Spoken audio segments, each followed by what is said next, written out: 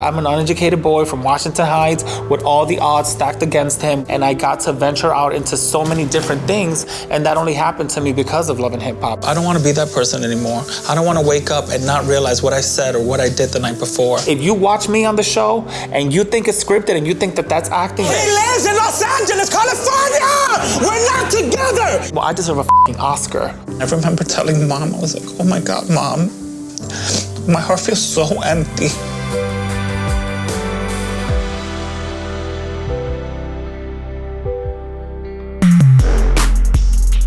The audience would be surprised to know that I see myself as a person who's not loud, who's actually quiet. My day usually starts out the same. I make my bed, I play with my dog. Hi. My dog is the most delicious thing you'll ever see, Dexter Morgan. I named him, of course, after the show because when I first got him, I was convinced he was a complete serial killer. I grew up Dominican, and the one thing about a Dominican home is you have to have your percolator and you have to have your Dominican ground coffee. And I just love it because my whole house smells like DR early in the morning, and it's just the best way for me to start my day. I was born in New York City. Growing up, my life was pretty fun. I grew up with tons of siblings, sisters, brothers, just playing games. I kind of hated school because I was bullied. Like, I was a very effeminate little boy. So as soon as I went to school, kindergarten, the bullying started. It was like, oh, you talk different, you walk funny. And what I can for sure remember was how different my mom and my dad handled the world's reception to me. My dad's take on it was kind of, be yourself, always be happy, the world, where my mom took on a protective role of, I don't want them to hurt you. You remember when we were 15 years old and you found that folder? What that folder in essence was explaining was why Mom sent me to DR.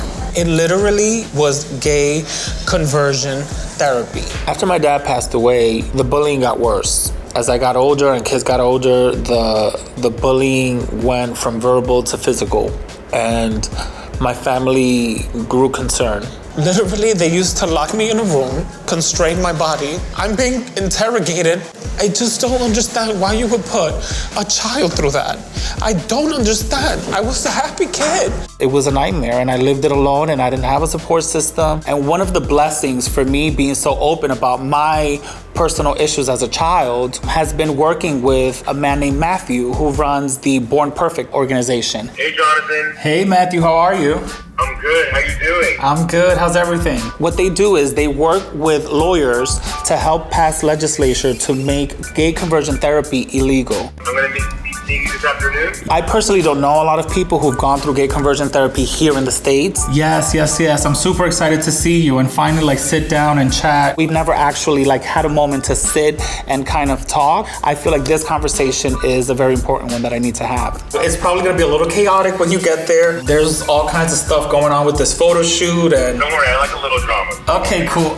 Today I'll be doing the photo shoot for my fragrance. Fragrance is a thing that's been a part of my life. I love scents, I love fragrances. Even when I was a little kid, I was just a person who was always dousing himself in colognes and fragrances and stuff in school. And even teachers would ask me damn kid, what the hell are you wearing? I'm like, haha, it's my own mix. So a company reached out and said, have you ever thought about having your own fragrance? And I'm like, are you kidding me? It's been my freaking childhood dream. What's so amazing about me having my own fragrance line is that I get to work with my nieces, and this is like a labor of love because it's a project that we've done together. Hi, baby. What is supposed to be, in my opinion, one of the biggest days in my career is actually turning out to be one of the biggest nightmares of my life. All right, so these are the fragrances they sent me. For one, they sent 4. The bottle is clear. The water should be gray. For 2, it's misspelled. And wait, can I see the box it came in? What's the packaging? There's no boxes either. So how are we supposed to have a photo shoot without anything, basically? Correct. So I'm really banking on this being amazing, and I feel like I kind of can't get my head straight because my fragrance isn't here. What I need you to do is, they overnighted it, and the shoot is in 3 hours. So if we can't find this, either I cancel the shoot. Absolutely not. Well, let's track it and hopefully it's here and it'll get here. If it's not here, we're gonna have to work with what we have and figure it out one way or another. Last night, I reached out to the company, the manufacturers, and they said, okay, we can overnight it. We don't know that we can have it there for you before 4 o'clock, but we can try our best. I'm going to eat because I've been dieting and I'm gonna be a fat ass. Yeah? That's just what I wanna do. I'm kind of spiraling because my photo shoot is in 4 hours and my fragrance is nowhere to be found. And I'm gonna make myself a cocktail. And you're gonna eat those donuts right now? Like we're not about to have a photo shoot in an hour? You know why? Because I've been dieting like a freak show, trying to get myself snatched for this photo shoot, and this photo shoot is kind of looking like it's not gonna happen. It's super cute though. I love the package. It is. It's literally everything that you guys have seen in pictures is like not what's here. Actually, Caitlin, can you go down and see if it's downstairs? Because I don't even know. Check if the concierge has it, the packaging. Oh, yeah, maybe. Tell them that you're expecting a package for Jonathan. Melanie, you track the package. Send it to me. I will make a cocktail for myself. I'm spiraling on the inside. Where are my donuts? I am sending my niece downstairs in the hopes that perhaps my package is there and FedEx on the internet has just not acknowledged this. No, but this is not like Love your sister. really not happening. Tell me. Oh my God. Wait. I don't know if this is it though. Do you think this is it?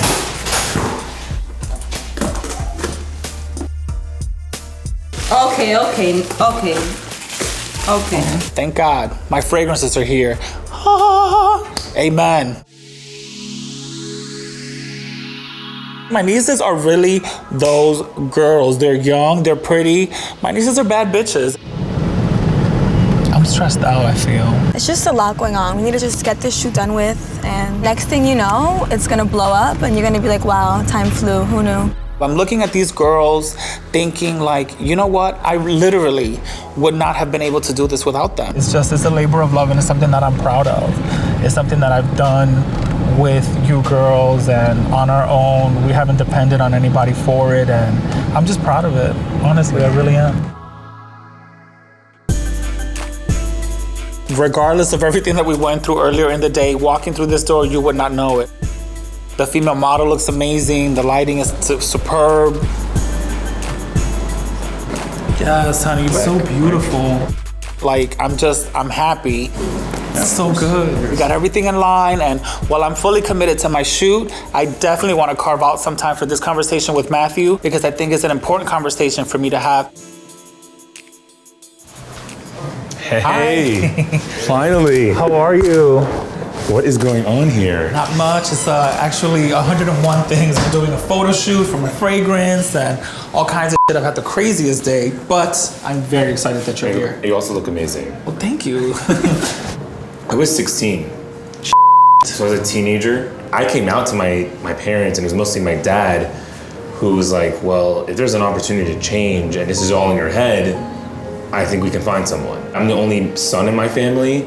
I wasn't allowed to talk to my sisters and my mom for 3 years. Oh my God. So I understood the roles of females and males, and I had to walk like a man, act like a man, speak like a man. For me to hear that he went through the same horrors that I went through, but here in New York, is actually mind blown. Had I been told that I can't talk to my sister for 3 years, it would have broken me. Even myself, sometimes when I tell people like I went through this as a child at 10, they can't believe like hormone therapy, shock therapy, and just all the horrors that came with gay conversion therapy.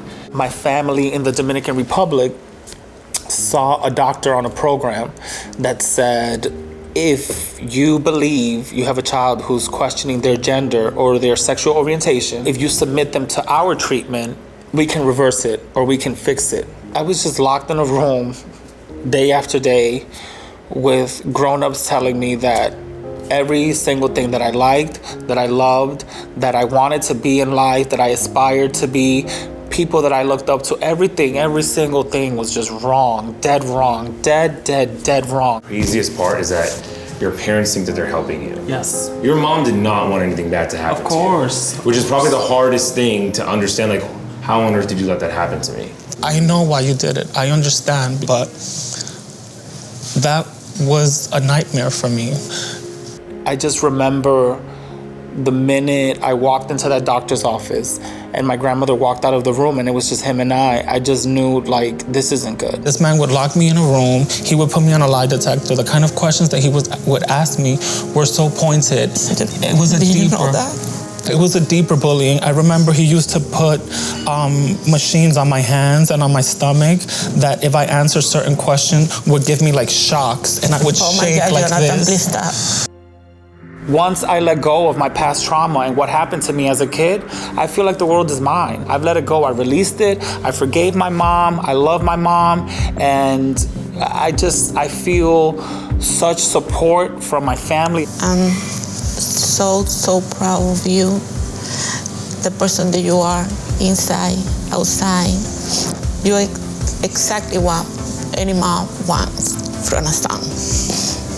And what I'm realizing here talking to Matthew is that I want to continue this message and I want to do more than I've done. Thank God for people like you who are really fighting and really doing the work, honestly, because, you know, it's tough to change people's mindset. And I think what you're doing is super important, and I want to make sure that I'm a part of anything that you're doing moving forward to keep it going, and bring awareness and just use my platform however I can. I'm really proud of you. Thank you, Matthew. I appreciate you. I can sit here today in my bedazzled blazer and tell you gay conversion therapy 100% does not work. I never imagined that my life would bring me here. All I can say is I'm proud. Can we do some of me and her together? The name of my fragrance is called Libertad, which in Spanish means freedom. Stuck in my stomach and so hardcore. I'm low-key regretting those 2 donuts from this morning. It is a name that's so important because I grew up feeling confined. I felt like, because of my experiences, everything that I wanted to be was wrong. And freedom just represents being yourself. That one. Literally right there, that's the shot. I agree. 100% we got it. For sure, yeah.